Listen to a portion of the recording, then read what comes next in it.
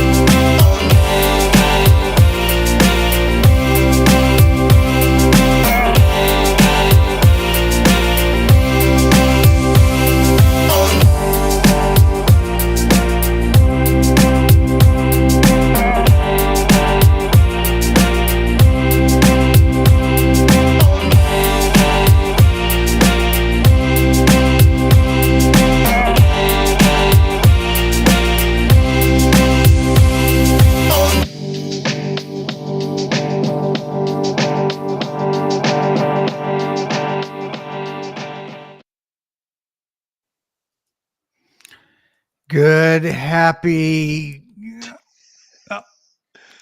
Take it, Vince. Happy set a good example day.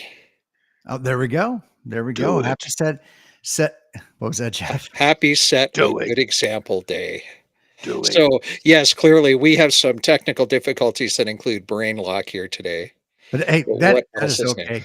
So maybe some of you guys saw the intro before the intro started, and maybe somebody saying "punch it, Chewy," and hopefully there was no profanity. But there was no profanity and no punch it, Chewy made. But would it be good after evening noon you're looking for? That could be it. That could be it. Absolutely. And there's no punching of any Chewies before the video started. No Chewies were harmed in the making of this introduction. Well, there's that. Okay. Well, that may not be as fun. I don't know. We'll see how it goes. We'll have to watch it back on team replay just to there we go. Where it is, and if a Chewy did get punched by mistake, we'll make sure to edit that out. Yeah, we'll take that out and make a donation to the American Humane Society. Well, I don't know. All right. I mean, does Chewy have to be an animal? Well, that's true. It doesn't have to be, but anyway. Well, I'm not looking to get us, like any human rights violations or anything here either. So. No, that's true. All right. So, with that stumbling hello, here we are. Yes. So, real quick, first of all, everybody drop in the chat how they're doing. But Vince, how's things going for you up north? Things are going reasonably well up north. I spent in between my meetings today, I spent the day swearing at my 3D printer. I understand that is a perfectly normal thing to do. I'm not sure that I like that. So I've been able to print some very cool widgets to help me out with ham radio. If you are on Thingiverse, take a look for me by my call sign. I've already posted 2 things that I've created that are, one of them is ham radio related. There's an HT stand out there that y'all can download and print. It is my first creation. Please be kind. So yeah, that's what's going on. Jeff, man, I tell you what, see what happens. I mean, performance anxiety. You knew we were getting ready to go to him. Yeah, you knew we were getting ready to go to him, and then he dropped. Yeah, he went full ham on us. So here we go. He's back. There he is. All right. Yeah. Jeff, I thought we were having a little performance anxiety because we were getting ready to come to you. I don't have performance anxiety. I love being in front of people. There we go. Speaking is another thing in front of people, but I used to be a musician and used to be on stage all the time. And the bigger the crowd, the more amped I used to get. So, You know, how are things going? Is that what you're asking me? yeah. How are things going? Better than last week. That that is good. Um, I am very thankful that I have a Mac computer that has Time Machine built into it, and I was smart enough to actually put a drive, connect a drive to that Time Machine, and it saved my rear end twice since I've had this. I think this Mac. I wiped my computer last week due to some kind of issue that couldn't be resolved. Reinstalled new operating system. Well, the operating system that I can use, and pulled everything from backup, and I'm back to normal just about. So That's I good. love that. Do you you mentioned had well, two things. So I'm a new Mac user.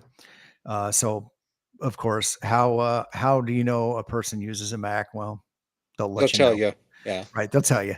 So so Time Machine was new to me, and when you mentioned that, I mean, I'm an IT guy, and backups are a thing, right? So Mm-hmm. I immediately got in and configured um, the Time Machine, but you know, I have a Synology NAS running here in the house. So same thing. I linked it up to that, and I'm pushing all my data. It took like 16 or 18 hours to do the initial sync over, Yeah. which um, you know, it's not a big deal, but which is fine because it'll just build on top of that. So Yeah.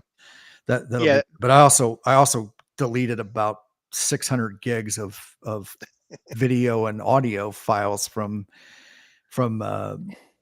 basically half this year since I got it, and things that I was bringing into it. Yep. Um, you Video know, editing since I will got it. create a lot of files, and you need to be on top of it. And that's where the majority of my space went to. Yeah, yeah, I've been managing my space on my hard drive for a good year now. I've been sitting around 500 going up and down. Um, and I'm still at that location. And so I just have to be careful of what I'm putting on my computer nowadays, how many like rendered videos I might have on there, and then I'll take off the rendered videos. I could probably do a better version of storage and file management for Final Cut Pro, but I have a system that works for me right now, and I just need a larger drive, which hopefully I will be getting in the near future. We'll see. and you said you're waiting for like the M4 Studio, right? Yeah, they came out with that M4 Mac Mini, but it has like two USB ports, and No, I'm like, I need more than that. It's like, come on, no. folks. It's got 2 on the front and 3 on the rear. I have one of them. Okay, And well, yeah, it boy, has does like it kick ass editing. yeah. So they have the Mac Studio right now, and it's like 2 years old, and it has an M1 or 3 years old, whatever it is. Yeah. It has Yeah. the M1 chip. That's their first M chip. Come on, I want the M4 in the Mac Studio. It has a lot more ports. I could get more drive space for it. So, um, so yeah, I'm waiting for that. I've been told that it will be coming because they can't have like a nice computer like that with an older chipset in it. Come on.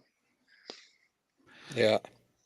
So I see Chris here's commenting. He says he needs to stop trying everything at once. And I'm going to ask that question, Chris, and this kind of goes to the theme of the video or the live stream as far as goals for 2025. Is that one of your goals for 2025 is to maybe not do as much? Because I know you've been pretty busy. I've been watching and keeping track on social media.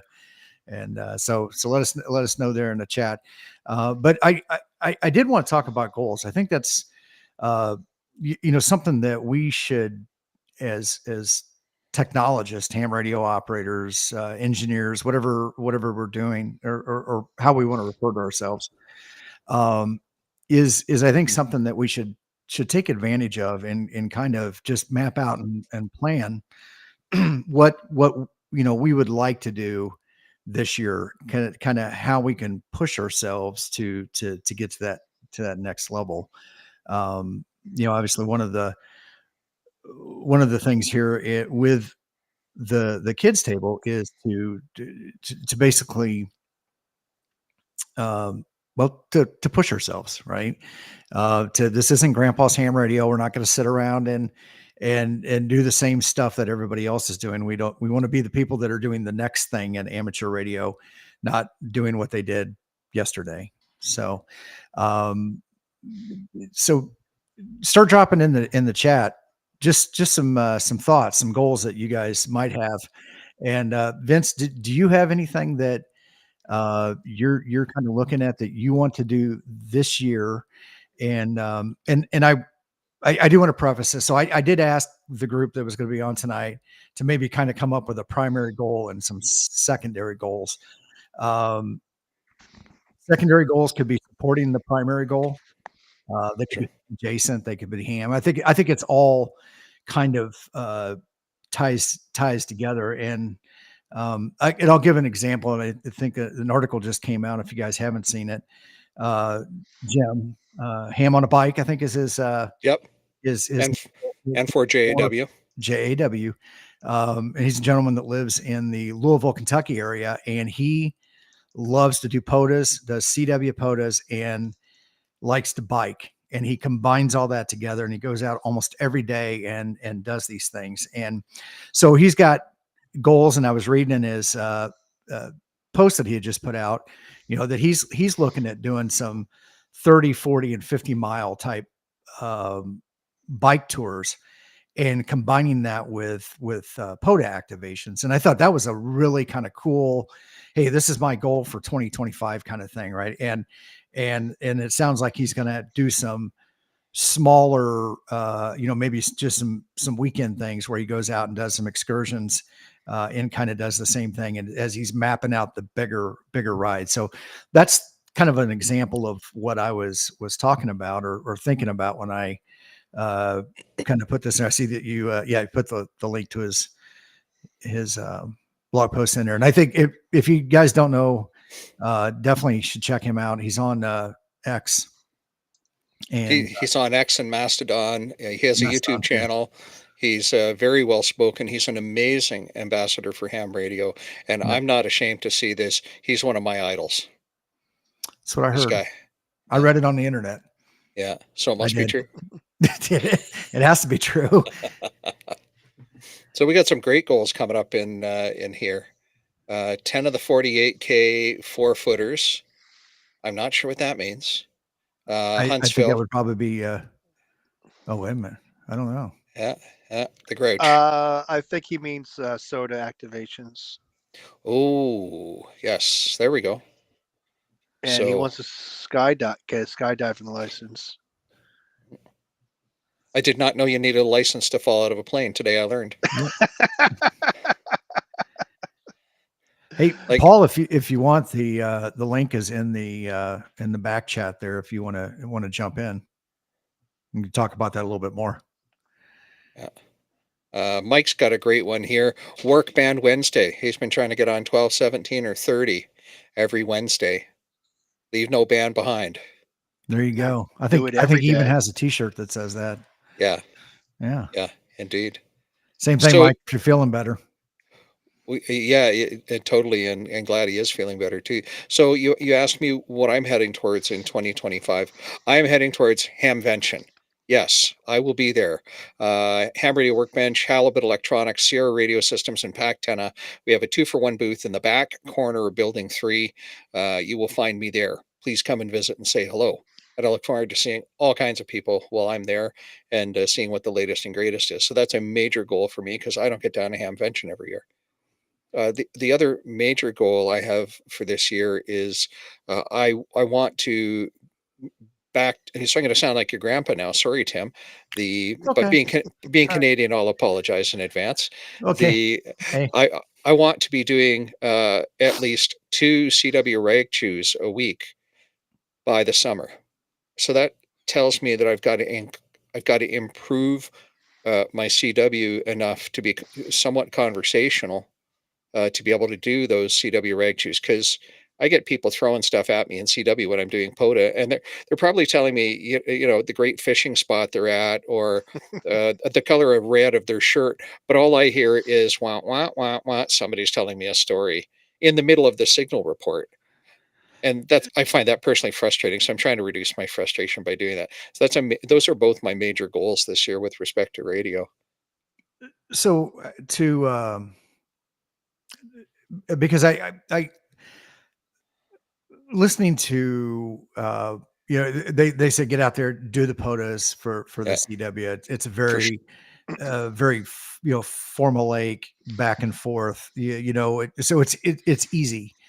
Yep. How do you cross that transition to go from a very standardized format back and forth into more of um, a conversational CW? It, I hate to say it, you just have to put in the effort. Practice, practice, Okay, practice well, is that's fair. really what That's it fair. amounts to. Right. Just like any skill. We weren't born, we didn't we weren't born into the world learning to speak English. We had to learn that on our own, but as children we don't remember that. And it's a language we have to learn. Morse is a language, so using it, you get better at it. I certainly don't want to use my French conversationally, but it's good enough that I can order stuff in a restaurant and get on the bus when I'm, in a French speaking country So, and aren't not you in get a in trouble, French-speaking country? with the gendarme, right? So, Now, as I say, aren't you you in a know, French-speaking country? I am in a French speaking country, but Kinda. primarily live in the English part of the French speaking country. Oh, there you go. Yeah, there we are. You sure it isn't the French-speaking part of the English country speaking country? That's what I would say. I don't No, know. non. No. C'est pas possible. Eh, as a side note, my brother speaks multiple languages, and French was Ah, his primary language, and so he was in the Navy and went to DLI, which is the Defense Language Institute, and that's where we send all the interpreters and the diplomats, things like that, all go through this school to learn how to speak different languages. And um, French is one of the ones that English, French, and I think Spanish are the three primary languages around the world that everybody, just about everybody, every country speaks one of those three in some way, shape, or form. So that's what the three primary military languages are. And so French was his, and so he did a lot. But when he was in DLI, I had him. My neighbor was French Canadian when I lived down in Florida, and she would get on the phone with him, and they would just talk for like 20 minutes. And she's like, you can't even tell that he did not grow up speaking French. there, there are those rare people, and I learned this when I was doing the one CW question series, and talking to people who teach, that there are these people who speak multiple languages, and they are referred to the term. I find the term rude. Anyway, they're called a polyglot. That's the technical term. Huh. And that means they speak more than one language fluently. And there are people out there that speak 30 and 40 languages fluently. And that blows my mind, because I can barely speak English, it seems, on a good day, as you witnessed at the start of the show. Uh, and Morse is a language. And once we learn the structure of the language, we can start to use it. So for me, the structure of the language in a QSO, it can be somewhat formulaic, but it can be somewhat fluid. Mhm. I just want to get better at it. For all the people out there who say CW is hard, yeah, anything in life is. Just got to apply yourself to it. It's a hell of a lot of fun. I don't have to carry a big amplifier or a big battery. I can make contacts all over on 5 and 10 watts. I Yeah, I saw somebody today. They were excited because they made a contact way, like, I don't know, Greece or somewhere that far away from Florida on 5 watts, and they were beaming today Yep. yeah. about that. So Looks like that's, we've that's, stirred up some French Canadian conversation here. well, William says he's got a cousin who lives in Quebec all his life, and he's fluent in English and French with no hint of a French accent. So it was years ago that I was 18 and I was working with a number of French Canadians and a number of Anglo Canadians all across our great country here. And the one fellow came from the backwoods of Quebec, which is a very small town, and he learned English from working and living with us very quickly, and to the point where 4 months after he joined us, he was speaking French with an English accent because he had picked up us trying to Wow. speak French and get better at our French. Wow. So some people just learn really, really easily. I guess I'm not one of them. Eh, I all I know is the first time I went to Canada, I was on the West Coast, and we went to Victoria, and we spent, I don't know, 3 days there, 4 days there, and for 2 weeks, I sounded like I was from Victoria, Vancouver area. I mean, yeah, the A's on the end of it and everything. It just, yeah, I think you spend enough time inebriated in an area. Um, inebriated, eh? and of course, I was in the Navy, right? So inebriated, and that just kind of sticks with you there. So Yeah, that looks like Paul yeah. found the Uh, translate.google.com there. Is that je ne sais pas or je ne sais quoi, Paul?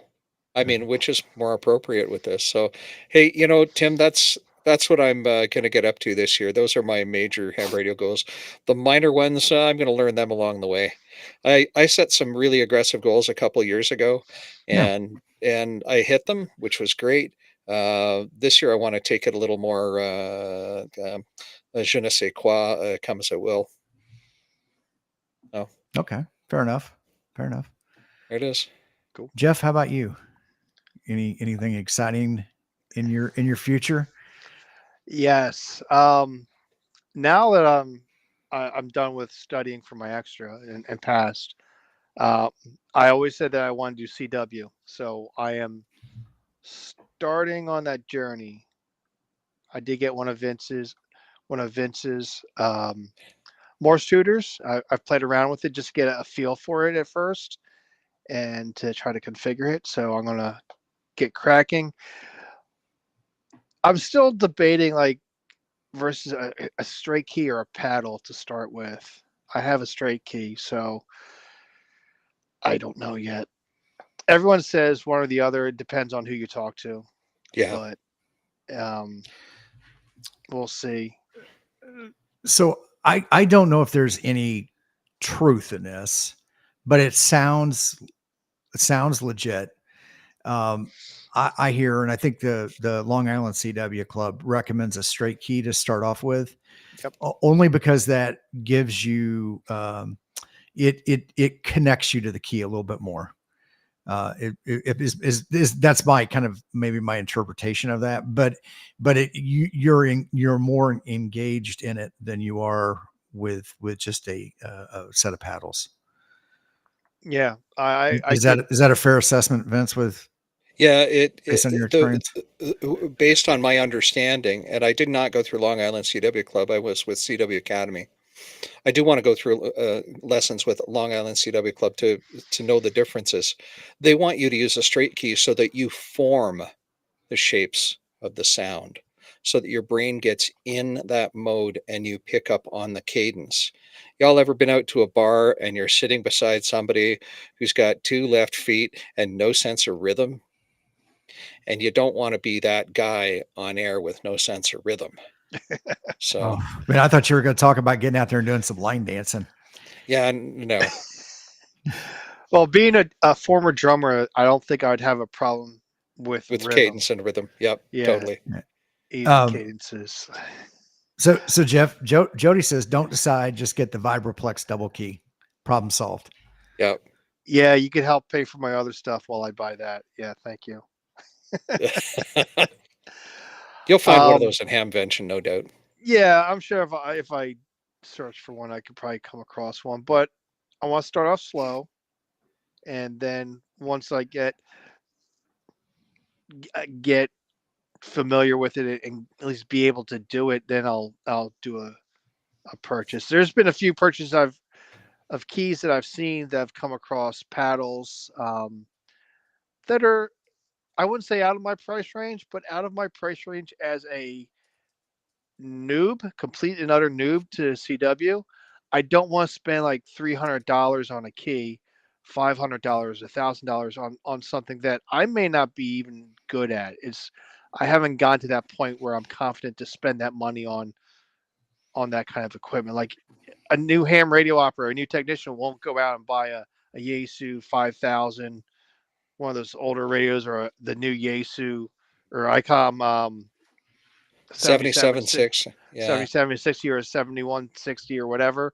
They're not going to do that because they don't know the hobby well enough, or amateur radio as a whole well enough to do that. I'm kind of the same way. I'm going to start off with like a $50 key around that area, and we'll go from there. And I hopefully, when I get to that point, these people are still making their keys.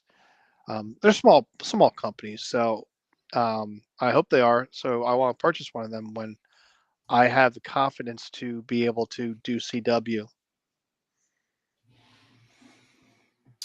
Are you wanting for your entry level key? Are you wanting a paddle or are you wanting a straight key?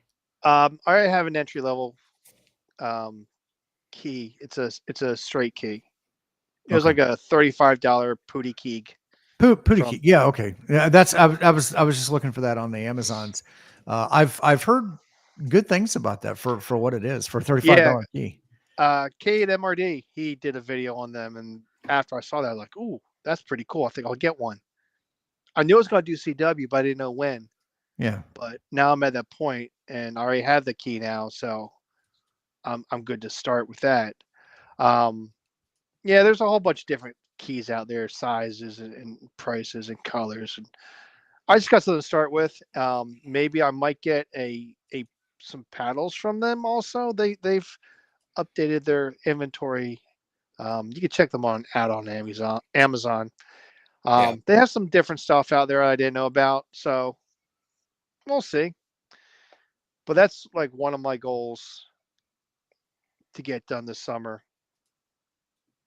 My other one is to actually do some, I'll call it ultra portable POTA activations. Got myself a new backpack, and Okay. I have at least 2 areas I can test and prep for. Um, the main reason why I want to do this because there's 2 parks I want to activate down in Virginia. One's a National Wildlife Refuge, and right south of that is a state park. And there's no roads between the two. You have to walk through the wildlife refuge to get to the state park. So that's one thing I want to do. And there's at least 2 parks in my area, one really close to me. Hey, Paul, that I could at least go out and on a nice day and set up portable remote from my car. Something I wouldn't say that I'm not used to doing. I've done it before, just carrying stuff on multiple trips, but get everything in a backpack, go to a location, set up, do it, pack everything up, and leave. So, found another person that has ties to the state park system here in Delaware to get over to Peapatch Island, Fort Delaware, in the middle of the Delaware River, and not be hassled by staff. That's been a goal to go over there and actually do an activation instead of everyone doing it at the parking lot on the mainland. So, Is that is it still part of the main entity or is it its own POTA entity? The island? the island is the entity itself. It has the Fort Delaware on there. Okay. It has been, although the state still has an out-of-date map, their map shows that the parking area and like the little park on the mainland where you buy your ticket for the ferry is a municipal park for Delaware City. But the mapping coordinator for Delaware has said to me that he had talked to staff there and then say that area is actually managed by the state. So it is You can activate from the parking lot in Delaware City for Fort Delaware. Yes, I could do that. I never have. I want to go over to the island itself. I think it would be more exciting to do that than doing it from another parking lot. But that's me. What's that island that Mike's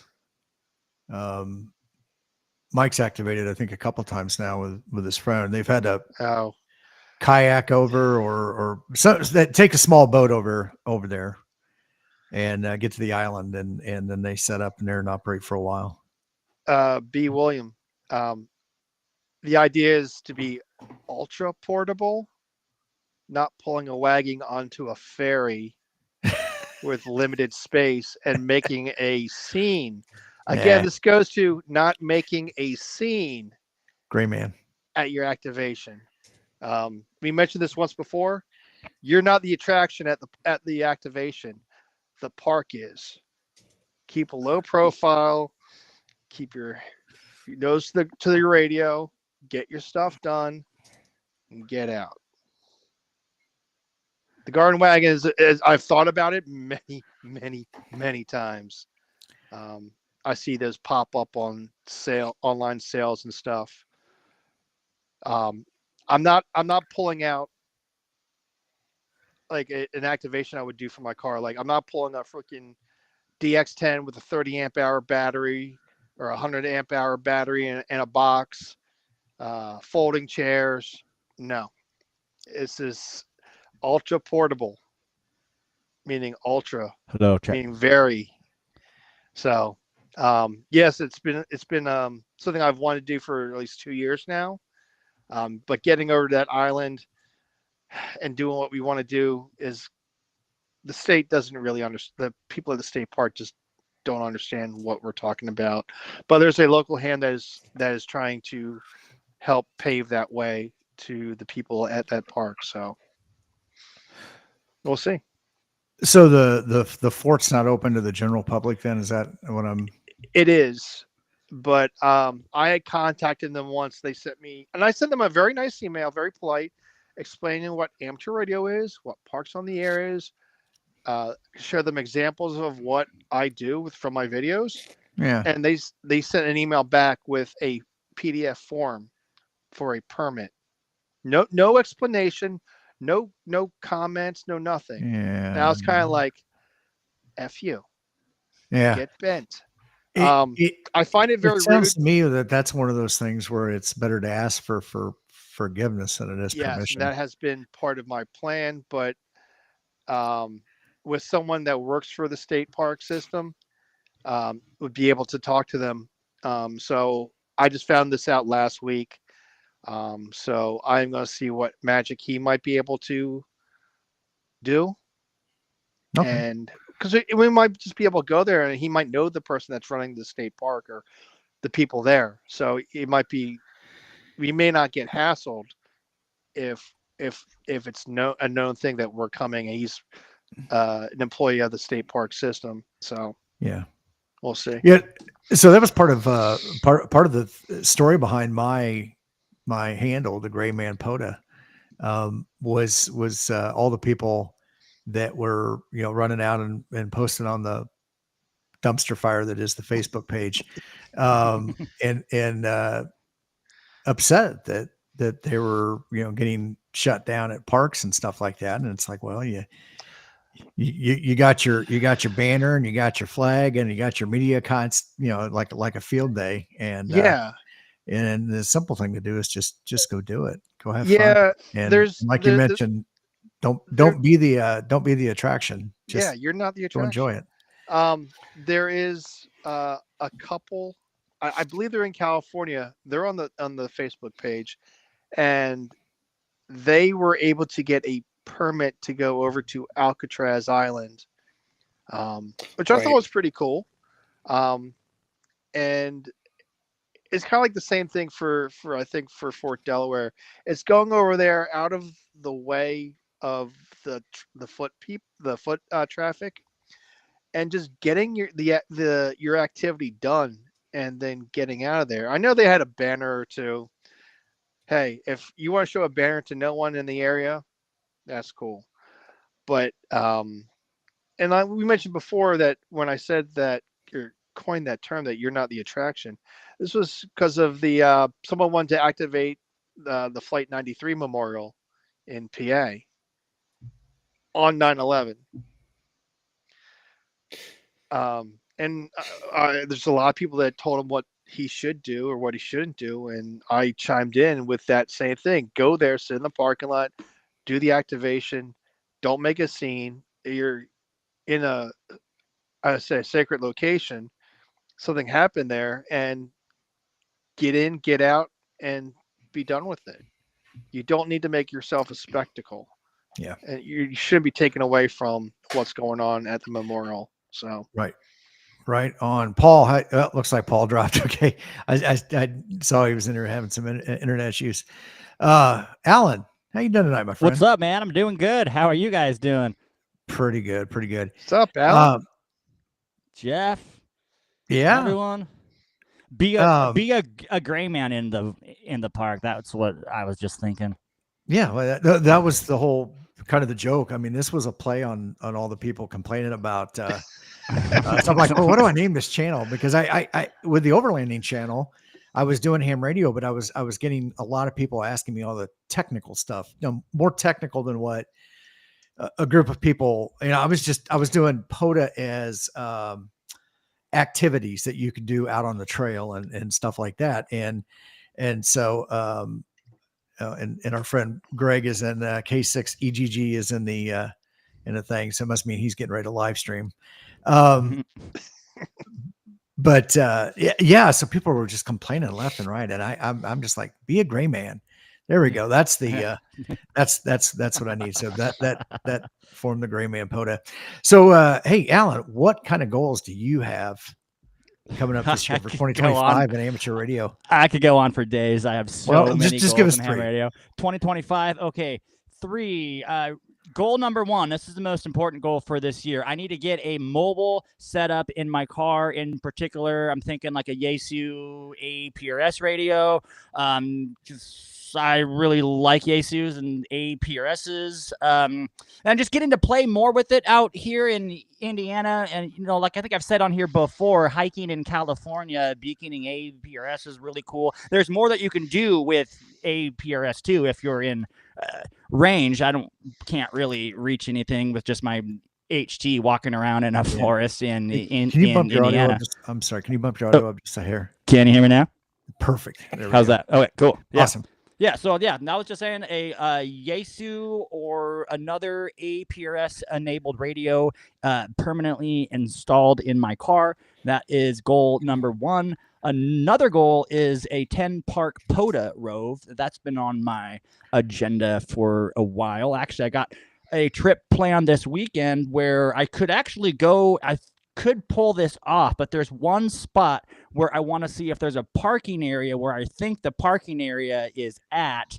And then if it is where I think it is, the 10-park rove would be pretty easy to pull off from there. And aside from that, a Summits on the Air activation.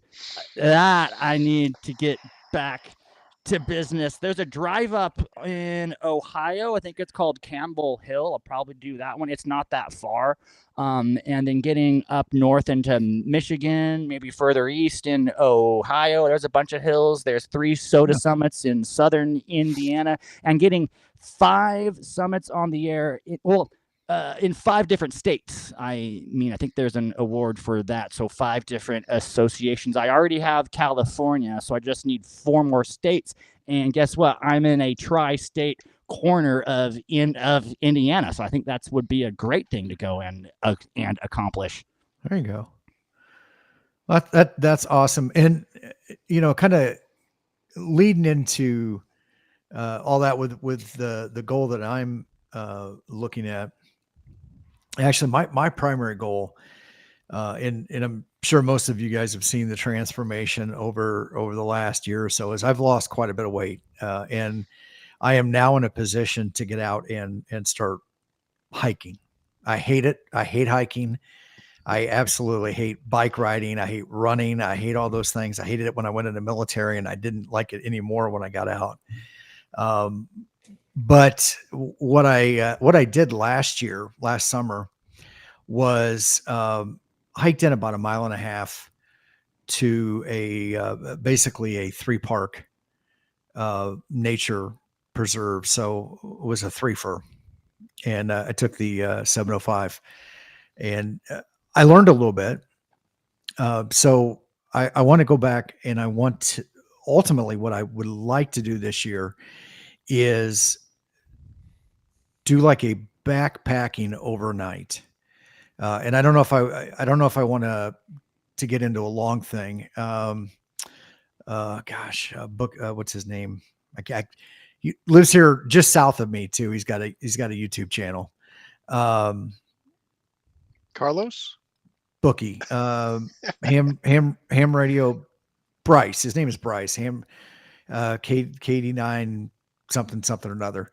But he does a lot of backpacking, hiking of activations. And I had mentioned something to him about maybe going out and doing some day hikes and stuff like that. So this is some of my goals is to, as it starts to warm up, to kind of do some day hikes, get out, find some places that we can go activate. Just around here, I've got 20, I don't know, 24,000 acres of forest and trails behind me. So I would like to take advantage of some of those and maybe do some of that. So the day hikes, but then also get into a bigger kind of a thing where maybe we go out around lunchtime, hike, camp overnight, get up, hike some more, and make that loop and get back and try to, plan some places where we stop at like nature preserves or something along the way and do those activations. So there we go. Jody's got it. I'll tell you what, Jody is a wealth of information. Backpack and Bookie. Yes. If you guys haven't followed him, check out Bryce's channel. That's awesome. And check out Jody's channel too.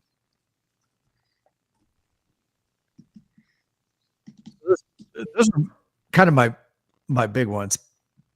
But then, then there's the technical things. That's a physical thing. That's a I want to get out and do something different. But then the technical things, there's probably some of those. Paul, how you doing, my friend? What's going on? Can you hear me all right? Yes, sir.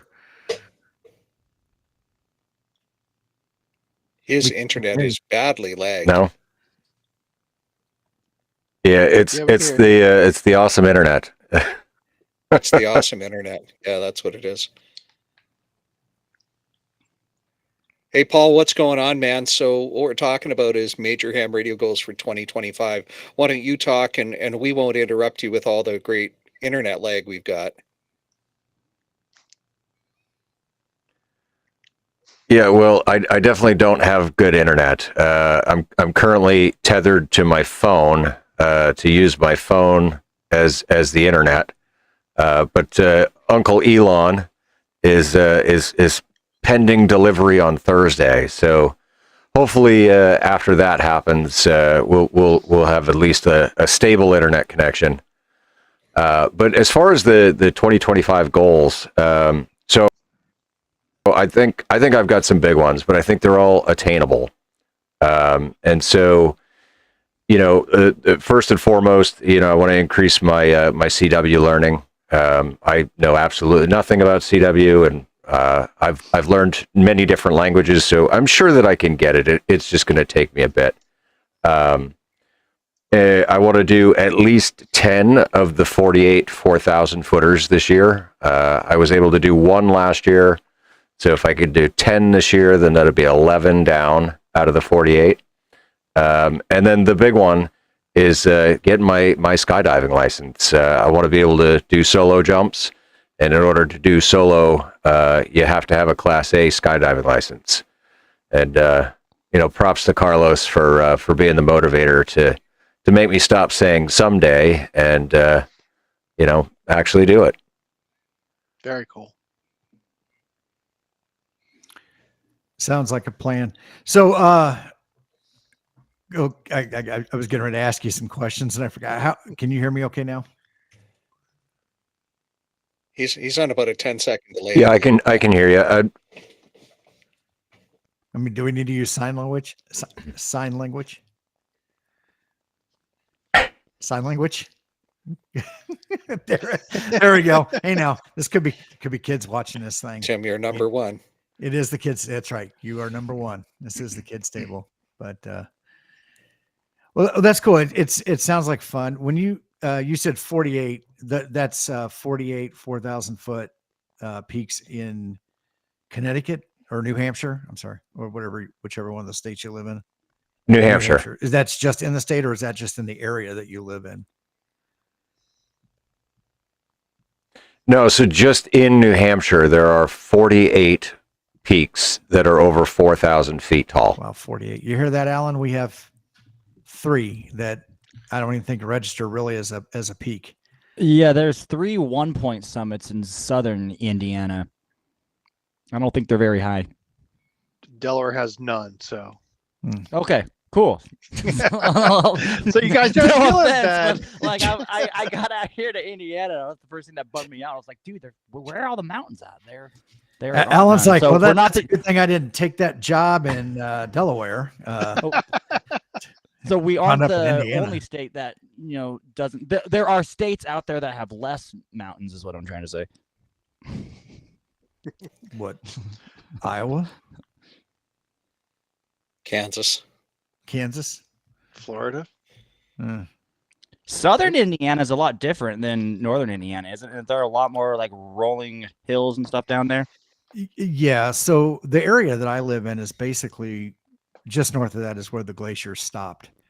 That makes yes. So south of Indianapolis is where you start getting into the rolling hills as you go south towards Kentucky. So yeah, there are some down there, and I don't know how they definitely define at least for SOTA, how they define a peak.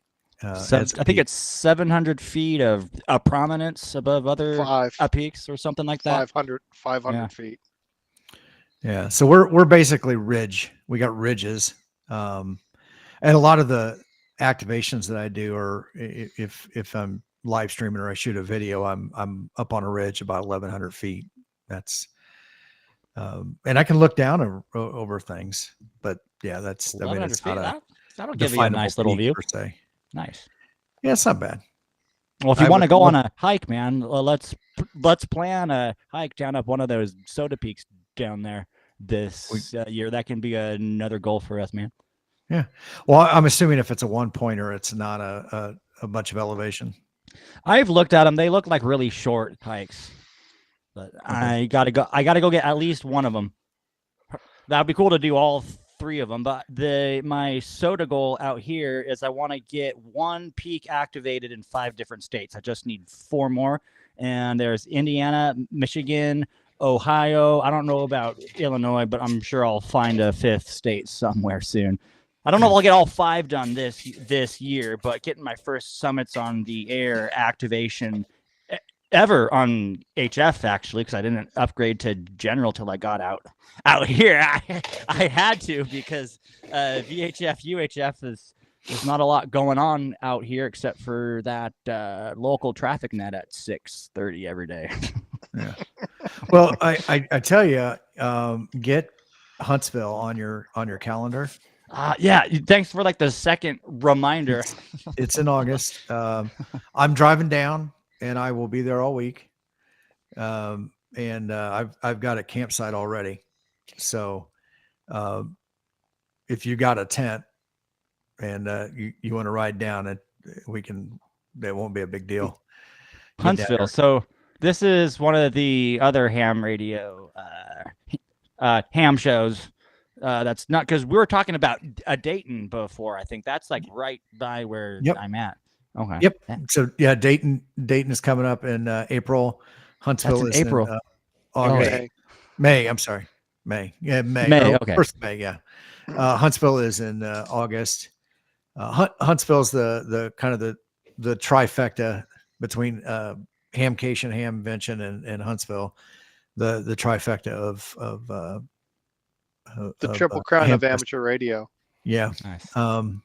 It's a little bit different. It's not big like the other two, but it is definitely a what do they call it? The friendliest ham fest, I think is what it is. But it's a big gathering. And Monte Santo State Park is right there outside of Huntsville. And it's a mountain. It's a SOTA summit, and it's a Okay. photo park.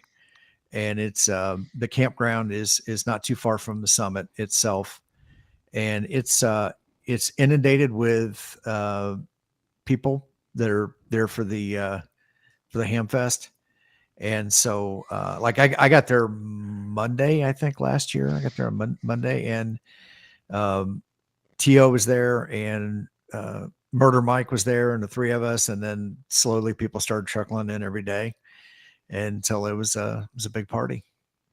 Nice, man. I have never been to a ham fest yet, so I think that's another goal, another worthwhile goal. I think this is the year. I gotta go check this place out and see what it's all about. Yeah, just bring good shoes, man. You'll need them. Yeah. Oh, I got hiking shoes, man. I got more than one pair. Well, he's got more than one pair. That's awesome. He's a Boy Scout. He's got more than one pair. I got my boots. I got my trail runners. I got, all of the things. I like that annual gathering of nerds on the mountain.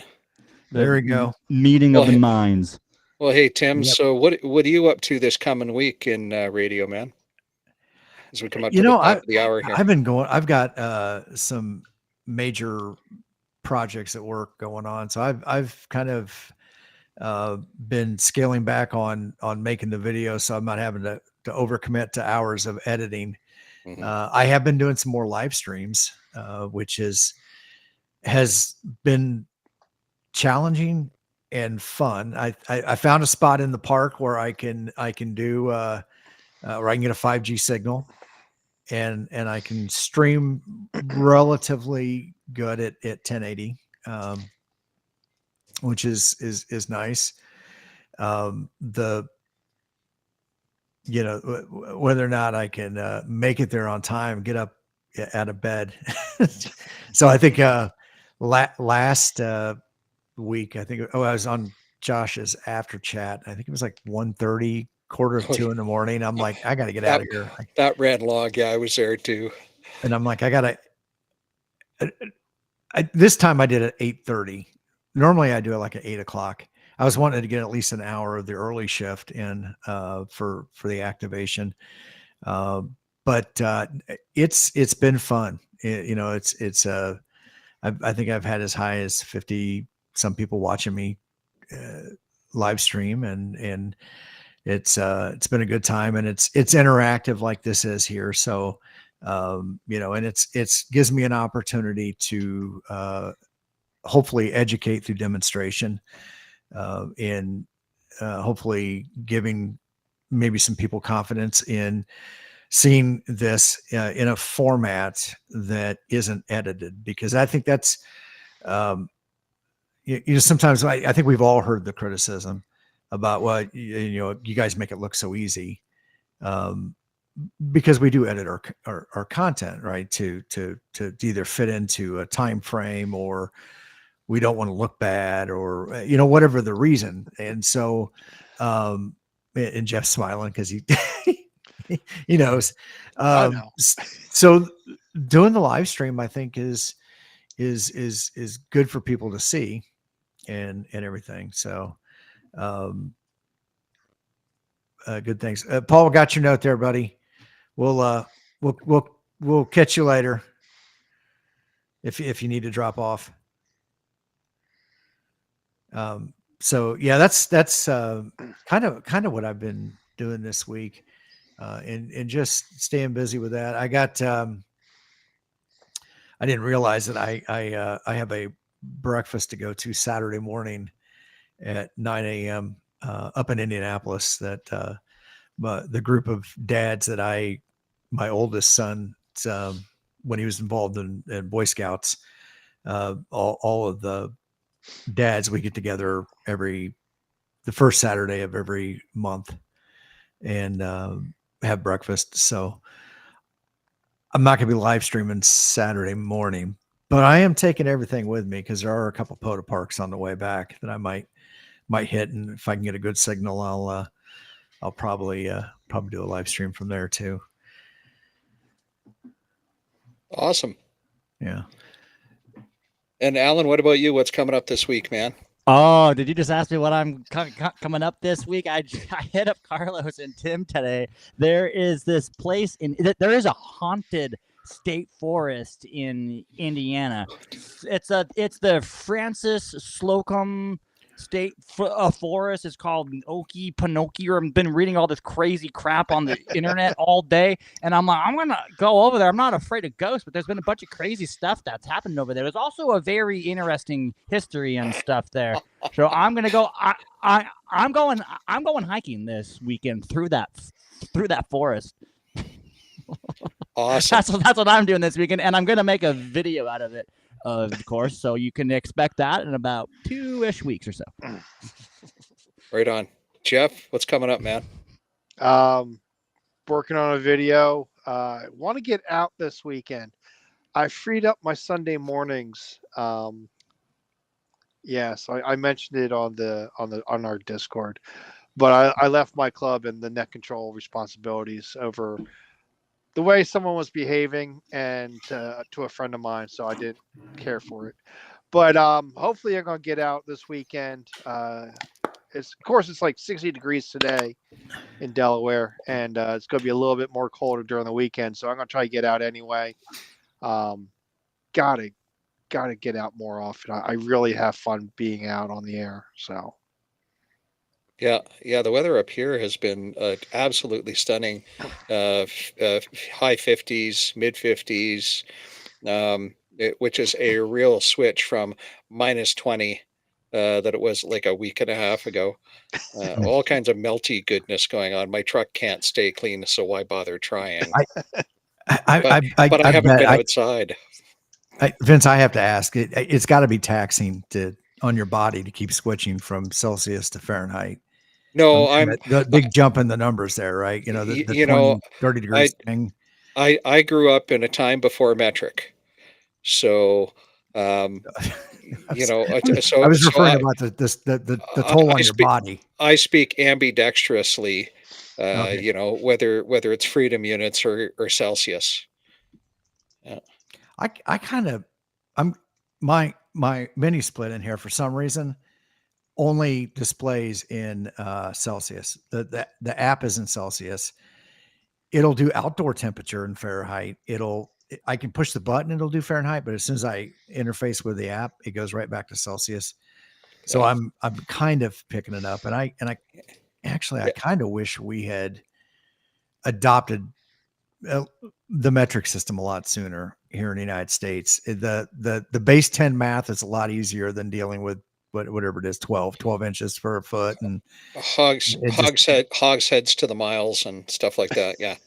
Well, there is some of that around here too. So yeah, indeed. So no, it's harder on me actually to go from 20% humidity to 110% humidity when I travel. So I would just as soon stay here and live with, the temperatures swinging very wildly as they do. So there you are. So, we do need to encourage you all to go hit up Ham Nation. They are up next. Randy K7AGE has returned to the Ham Nation stream. He's undoubtedly got some great photos and stories from his recent trip to Alaska, where he spent some time up there with his friends, and he dropped a great video. So go take a look at Ham Nation. And boy, we're just about at time here, Tim. So why don't you wrap us up, man? Yeah. So good deal. I put a couple of things. I think maybe you got a link to it in the chat also there. I did it multiple times. I think NetBot shut me down. I'm gonna have to straighten that thing out. Yeah, we both put it in. Yeah. Good deal. So yeah, make sure you check out Live Nation, and we will be back here next Wednesday night, and just look for us on X and everything, and we'll make an announcement on hopefully we'll have a good guest. If not, you'll just get us again. But nonetheless, we will have fun because this is the kids' table. And if you're going to be a curmudgeon, we're going to send you back to the adults' table. But until then, everybody have a great and happy week, and we will catch you later. 73. 7-3, y'all. 73.